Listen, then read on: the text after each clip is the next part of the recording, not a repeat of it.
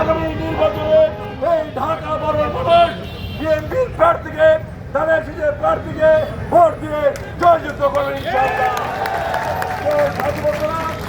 BNP থেকে এই ঢাকা বড় আসনে আমাকে মনোনয়ন দিয়েছেন।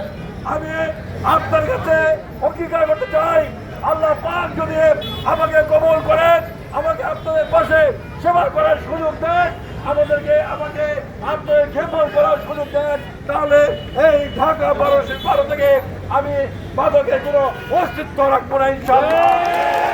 এই ঢাকা বারোতে কোনো চাঁদাবাদের অস্তিত্ব থাকবে না, এই ঢাকা বারোতে কোনো সন্ত্রাসের অস্তিত্ব থাকবে না, এই ঢাকা বারোতে কোনো কিশোরকে অস্তিত্ব থাকবে না।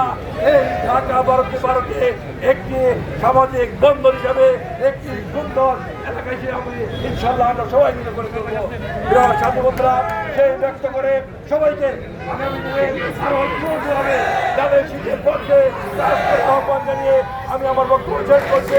মনে হবে বাংলাদেশ জিন্দাবাদ, বাংলাদেশ জাতীয়তাবাদ, জয় জয়